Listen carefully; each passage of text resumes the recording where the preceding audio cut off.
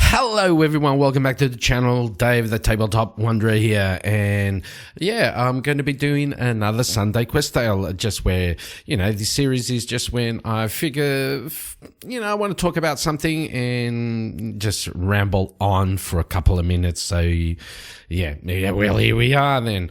And today, what I was talking about were dungeon crawlers. Yes.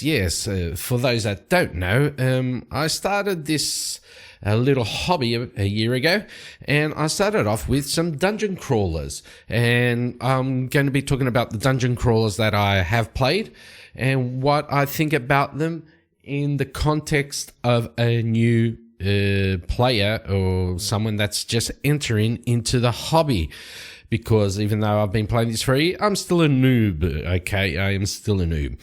Now, without further ado, let's get into it. So the first dungeon crawler that I ever played, and I didn't even know that SoloRPGs and dungeon crawlers, like, they're basically one in the same but also separate. Two things are the RPG element and the dungeon crawling element, and then I found out about exploring and all that jazz. It's nice and fun. But yeah, the first thing I really did play, sank my teeth into, was Note Quest. I've talked about this a couple of times on the channel, and this was actually the first ever dungeon crawler RPG that I played. It is a really nice system, really simple, and I usually recommend this for anyone that wants to get into the hobby but just doesn't know how to. This is a really good point to start off at, because it is really, really simple. With a couple of tables and a sheet of paper, you can just start going through all sorts of adventures. This is made by Tiago Junges. Right, yep, Tiago Junges. He's a Brazilian, and with the company Cozinha Verde, which translated to English is The Little Green Thing, which would probably be a goblin. And you roll on a couple of classes, or you roll on a couple of tables, and you just make your class, make your race. You get your race, get your class. If you have spells, you get your spells, and then you go on to doing the dungeons. Okay, I got this printed out, but they printed it out wrong. Right, because each dungeon has 2 pages, and I asked them to print this page here and that page here, and that way you'd have a full spread. But yeah, whatever, they didn't do it. So every time I play this, I have to be flipping over. But that is what it is. And so you get a couple of dungeons here. You get a palace, you get a crypt, so a sanctuary, tombs, temples, and then what happens is you roll in. The beginning of each dungeon is basically all the same.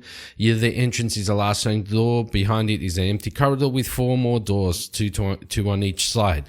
And then you go through, you roll, like if you're coming down from a staircase, you roll on this table here. If you come in, opening a door from a corridor, you roll on that one. If you open from another room, you roll on that. And then you go see what the room content has, what monsters there are, if there's a trap or not, or stuff like that. Pretty simple, pretty easy. It is a bit brutal, and you can get, if you're lucky, you get OP very quickly. You get good armor, you get good weapons, good armor, and you basically just fly through the whole thing. But if you're unlucky, it can be brutal.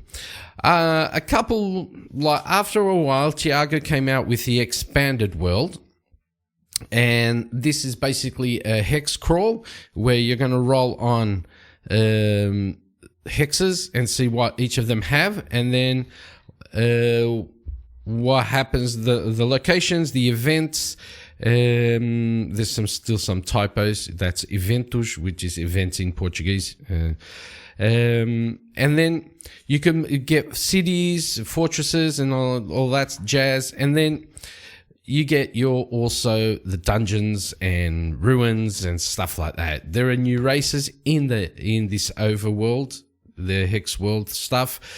New classes, so you can be an Avenger, a Dragon Slayer, but each of these have a sort of a prerequisite. A prerequisite, I think that's how it is, so that you can be. So imagine you want to be a Dragon Slayer. Okay, it will cost you 50 gold, but you have to have slain a dragon. It will give you plus 3 HP and no more abilities. If you want to be a Ghostbuster, you have to have killed 10 intangible beings, and you can ignore intangible on the first turn. A warrior, you have to have killed 1 dungeon boss. It will give you 2 HP, and so on and so forth. You can get new spells, hirelings. It is a pretty fun game. Pretty fun and simple. I like to basically sometimes grab this when I'm just chilling on the sofa. Okay, I just want to run a quick dungeon or something like that, and I just go through this. Really nice, really fun. Some other dungeons, sewers, the Citadel, a ziggurat. There's a mega dungeon in here, also a cave. But I suggest that if you are going to do this and you do want to run the Hexploring world part of the game, don't do what I did. What I did was I grabbed my character and I ran through all of these first dungeons, which I think there are 5 of them, if I'm not mistaken. Basic dungeons, 11. I think there are 5 of them. So with that character, okay, 1, 2, 3, 4, 5, 6. There's 6 of them. With that character, what happened was when I got to the expanded world part of the game, so I continued on with that character, my dude was so beefed out that the first thing I went into, I think, was a cave. And I got this massive giant spider thing, and I basically just in 2 hits I killed it. And then I continued on and got another large monster, which says it says back here, the deadly what was it? Deadly dungeons. Yeah, they weren't too deadly because my character was really OP. And so yeah, and I just stopped with that character. So if you do want to go for the expanded world, create a new character in the expanded world and try your luck with that on the new character, because the expanded world is really tough. It is harder and tougher than the rest of the game, the beginning of the game. But if you get lucky, like I said, if you get lucky in the normal night quest, you just okay, everything's just like a walk in the park. So night quest done. What happened? What did I get after Note Quest? Well, I started looking around and I heard stuff, new games new to me. Games like 2D6 Dungeon, 4 Against Darkness, Kernathales, which I have right here.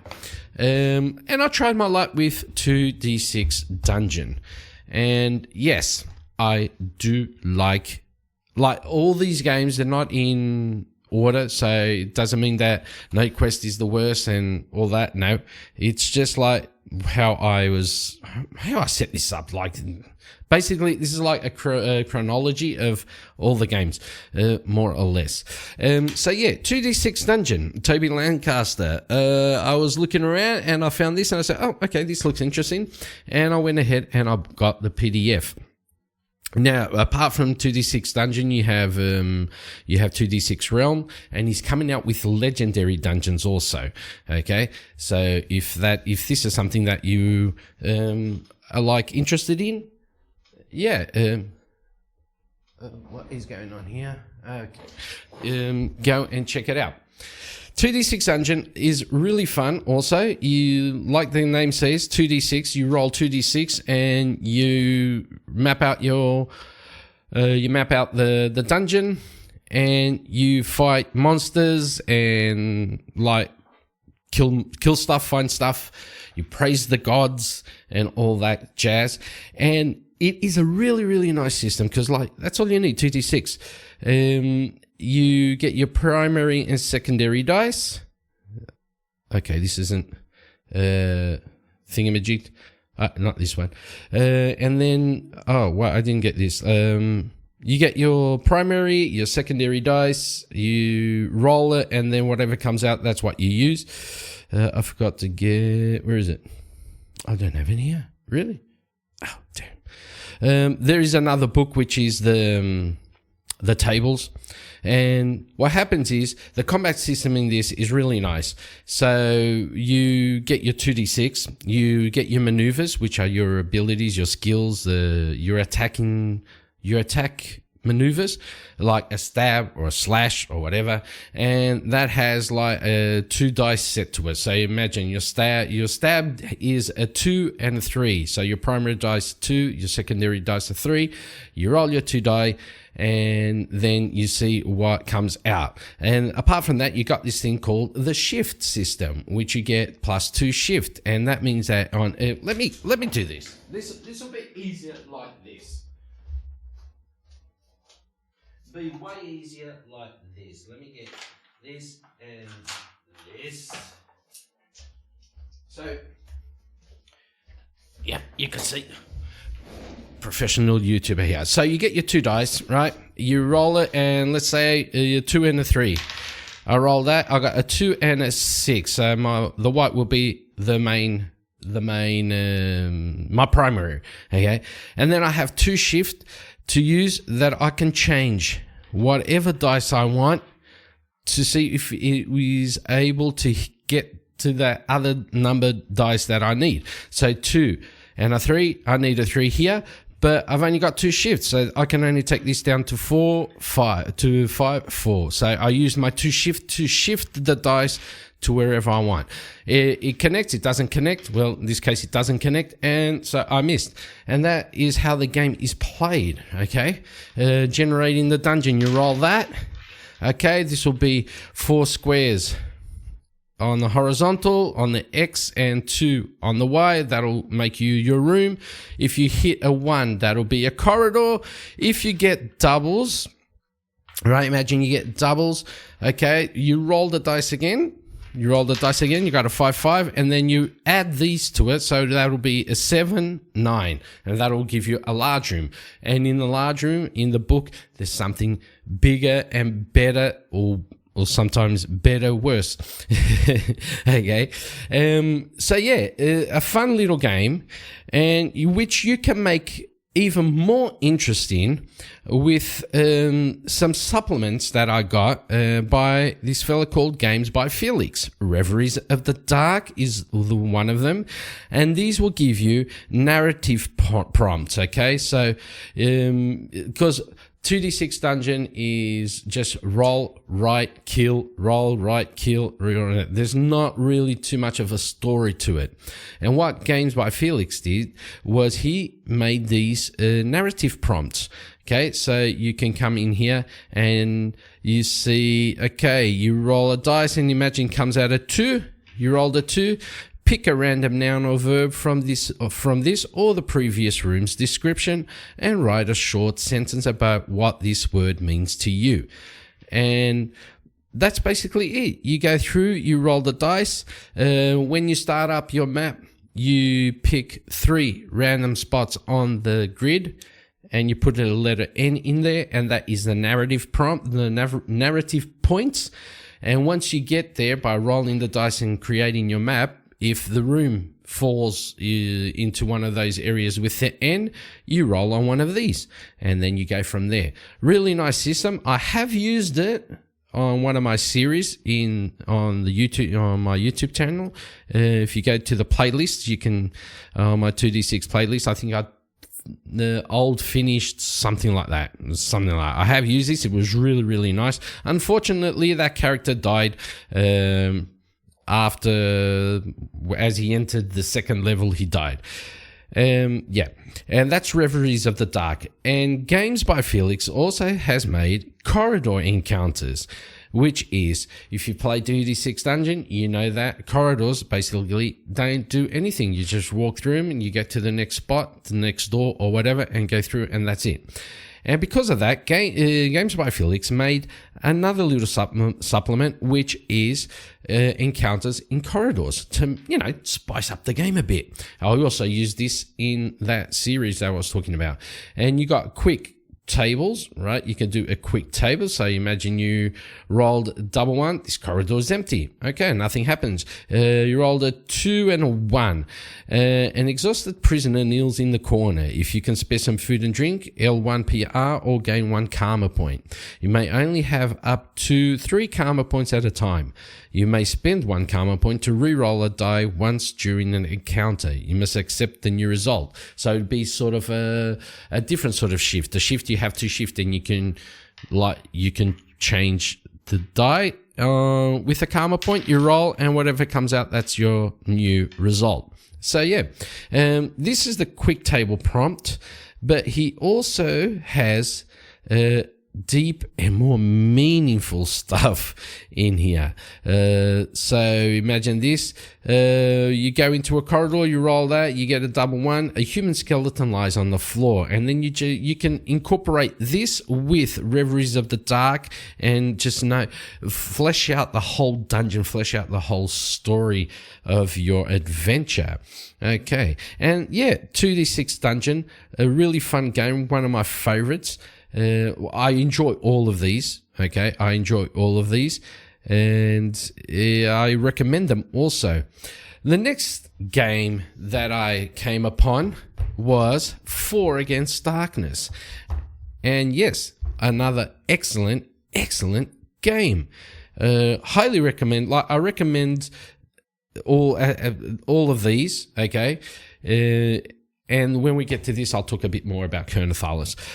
But I do recommend all of these so far.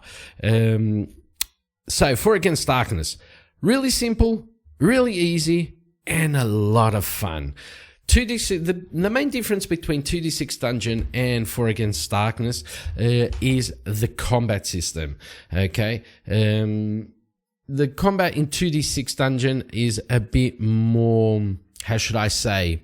It's not complex, but it's more engaging. Like with a shift system, you can shift the dice around to see if you can get your stuff and get the numbers that you need.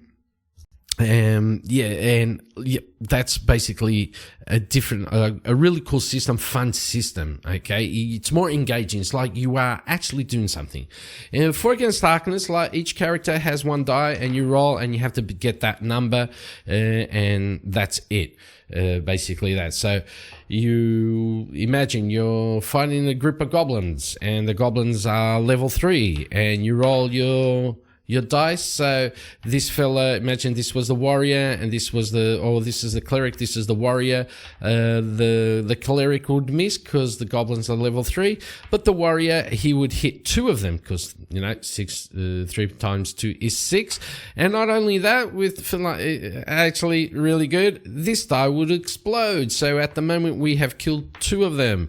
So 6 plus 5 is 11. So that'll take down 3 of them because 3 times 3 is 9. And we have 11, and that's how combat works. For defense, imagine the goblins are level 3. You have to roll okay, you have to roll over 3. You can't get 3. You have to be 4 or more. So that's it. These 2 would have saved themselves. There is a bit more stuff to it, but the basic gameplay is that you roll on a table of maps. Let me see if I can find that. There's a map table where you roll and quick reference, room contents. No, that's not it. You roll on. Where is that? Should be around here somewhere. You roll on this table, which have rooms in it, or is it something? It's separate, probably. It's a part. Here we go. I'm mixing up Portuguese with English. So you roll on this table here, right? You get your 2 dice and you roll, and that'll be 14. And then you go down here, you look up 14, and this here would be basically what you draw out on the sheet of paper, and you go through it, and that's how this works. Okay, a little bit different from 2d6, because 2d6 each one of these will be an axis, and here they have done all the work basically for you. So yeah, one thing about 4 Against Darkness is there is a ton, but I mean like a ton of supplements which expand on the game, which you can go to other worlds like the Netherworld or the Underworld or whatever it is. There's an overworld also, troublesome towns or something like that.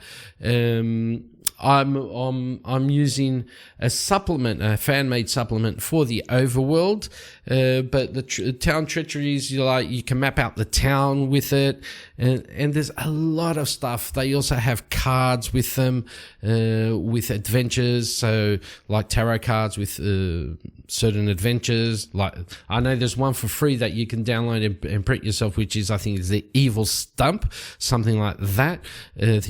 Now, come to think of it, I should actually print that out and play it. But yeah,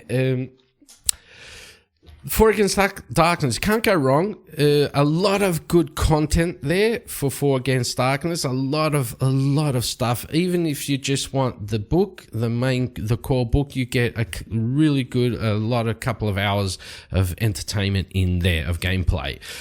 The next one I got, and not going through here, I heard a lot about Kernathales. Now, Kernathales, don't get me wrong, I have seen a lot of gameplays through this game, and the game looks interesting, looks fun, but it hasn't clicked with me yet, because I'm not too keen on a lot of crunch, and this has quite a bit of crunch to it. The combat system, I think that's the main problem for me, is the combat system. I'm not going to say that it's complex, but it is more complex than 2d6 Dungeon and 4 Against Darkness, for sure. You roll a percentile dice for you and for the enemy, and then you have to see if you beat the enemy's score, and if you both fail, the one closest to the score gets to go first, and then where are the enemies? Let's see. No, over here. And then like the Bloodstalker, I think you roll against their awareness or something like that, and then you have to roll your hit die to see how much damage you do, and you need to roll another die to see where you hit on the enemy, if it's the head, if it's the arms or the torso or whatever. And then each enemy has a critical spot that if you do roll on that and you hit that, you do extra damage. But apart from that, when you roll your hit die, the damage die actually, you don't really, there's a table, a conversion table for it, for the damage. So you roll your damage, but whatever comes out is not the damage that you do. It's something else. There's a conversion table. I want to see if I can find that. So you got here hit location. On the arachnid, you get a right leg, right rear, like imagine a spider. Right rear leg, left rear leg, mid right leg, mid all that. So you have to roll on all of these, right? You have to roll a dice to see where you're going to hit, and then if you do manage to hit the crit, you get the crit. The rules was looking for 65, I think it was, wasn't it? Combat, yeah. Conditions ended again. Companions playing co-op. 65. Here we go. So yeah, you roll a d20 or you roll your hit die to see what damage you do, and then whatever rolls up, that's how much points of damage you're going to do. So if you go for a 1, you deal 0. 2 to 4, you deal 1 point of damage. 5 to 7, you deal 2 points of damage.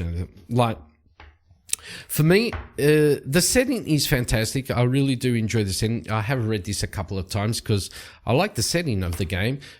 So you're a fella or someone or miss that was accused and convicted of a crime. You roll on that also, and you were executed, and they threw your body down to the Necropolis, thinking that you were dead, but you're not dead. And then you go through the whole dungeon trying to make your way out of it. I don't even think there is a way out. But yeah, it is a deadly game. It is a very brutal and deadly game.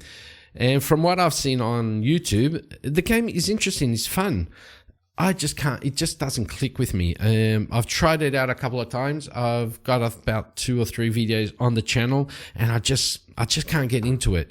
But nevertheless, it is a good game. If you do like that more crunchy sort of number crunch stuff, Kernathales is pretty cool, and the setting is fantastic. Like really grim, really dark, really fun. But yeah, okay.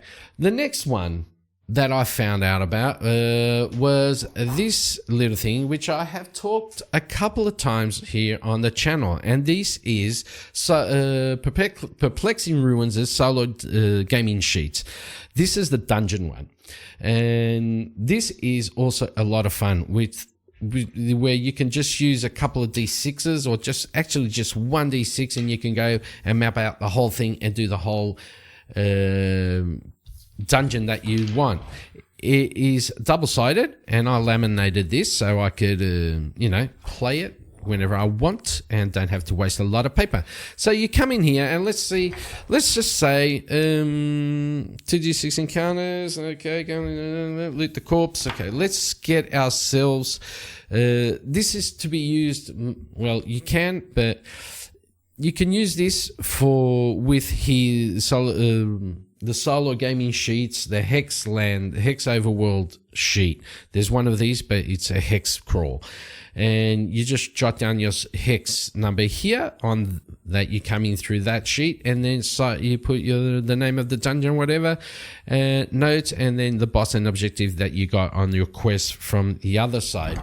And you just come in here, and this is fairly easy. You get your d6 and you roll that. Okay, a 6, and that's my entrance right here. And I just go in here and do this like that. 1, 2, 3. That'll be 3 probably. Yeah, that'll be 3. So we do it here. 1, 2, 3. We'll do it 4 like that, like this.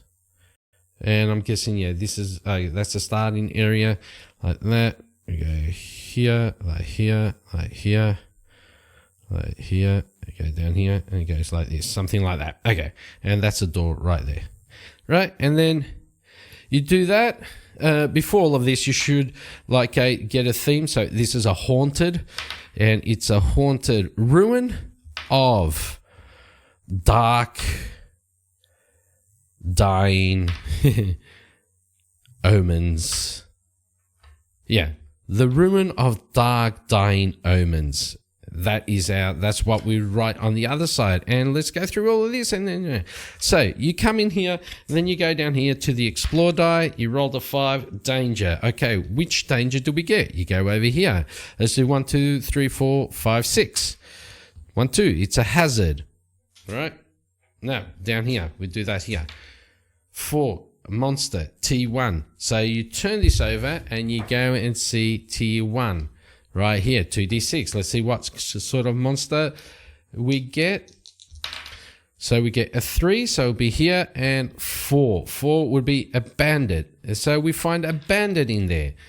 Okay, and then you just go through normal combat. Pretty simple, pretty easy, a lot of fun, and it is a lot reusable. Even if especially if you laminate this thing, you can use this over and over and over again, because you just do this. Okay, clean. Let's do another. Oh, no, clean. No, not anymore. You're all going, oh, what an idiot.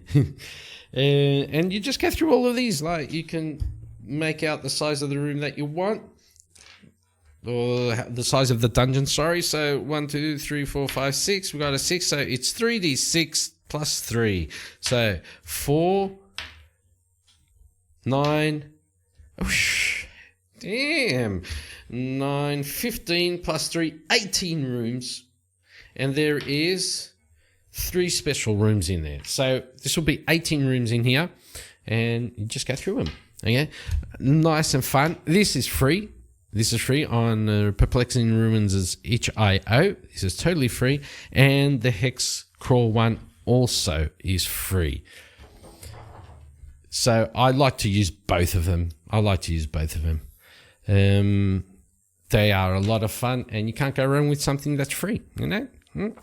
Now, after all of these, I started to feel like I needed a bit more, something more. And what I did was I went ahead and I got myself this bad boy. Yes, Hero Quest, the sort of OG sort of thing of dungeon crawlers. This is like too much fun. I'm having a blast playing this. If you have seen the videos on the channel, yeah, this is a lot of fun.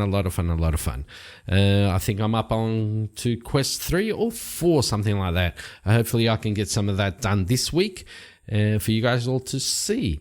Okay, so yeah, this is the game system, the complete game system. It's got everything in here that you need to play.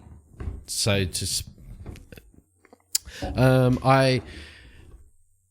I did a bit of how should I say, organization sort of thing, where I divided this up, and like it's easier for me that way. Why are you here? Oh, okay. Yeah.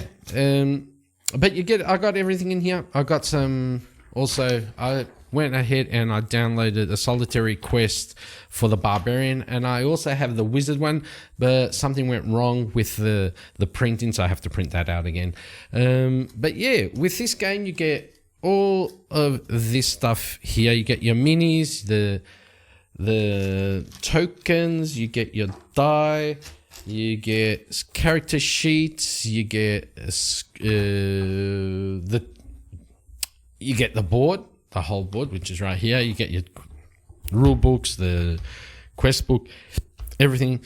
You can play this solo like I've been playing with the app, or some other, there are other, how should I say, there are other things that I've seen online where you can play Hero Quest solo also. I actually got some cards in here, which is a solo system to play Hero Quest. I haven't tried those out yet, but you never know. Probably really will. But yeah, I've been mainly using the app. It has its issues. The app has its issues. But yeah, I've been enjoying myself playing Hero Quest. A lot of fun. I do recommend it. It is a bit like pricey. I actually managed to get this it was on sale on a Danish website, and yeah, I got it from there. Also, Hero Quest, a lot of supplements, a lot of expansions, and actually I think a new one just came out, which I will be trying to get, every now and then also into, but first I have to finish this one, but I will try and get the other ones also, because it is a fun game. And of course you can play with friends, family, you never know, whoever you want. The game is pretty cool. It's a lot of fun. It's fairly simple, not too complex rules wise. But yeah, and it's an oldie but a goldie. Okay. And last but not least, this game here was a game that I have done a video on the channel for, and I will be doing more, which is Escape the Dark Castle. Now, this game was gifted to me by a viewer of the channel. And this is also, I'd lump this into a dungeon crawl, because it is sort of a dungeon crawl. You're trying to escape this dark castle. Although it is more narrative based than anything else. Like, the combat's pretty simple, very deadly. You use these dice for combat.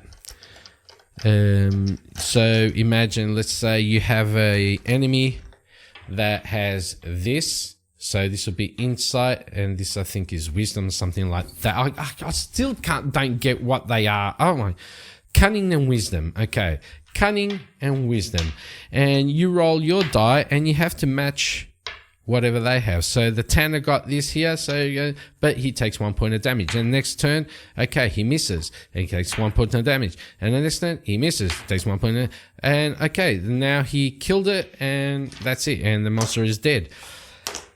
Very deadly. Like, this game is really, really deadly. I've played it. I played it once on for a recording for this month's one shot, and yes, I got to the final boss but died. But I've played it another 4 or 5 times, and I think out of those 4 or 5 times, I only got to the boss once. Yeah, because you take damage nearly every turn. Every step you take damage. The game is made by these cards here, right? You pick out 15 of these randomly, you throw them down, and then you read the story and the prompt, and you go through it. But yeah, very good. I love this game. This game is really good. Thank you, Dave. This game is a lot of fun. This is actually the board game that I've been playing quite a fair bit of. Like, I play 4 or 5 times off camera, because it is a lot of fun. Fairly simple to set up, very easy to play, and very, very, very deadly. And the art is fantastic also. The art, you can't go wrong. Like, just this. Like, this is my favorite one, I think. This one here. Yeah. This is the image that I really do enjoy. With this core game, you get 3 enemies, 3 bosses. You get the Terror of the Underworld, the Demented Priestess, and the Dark One.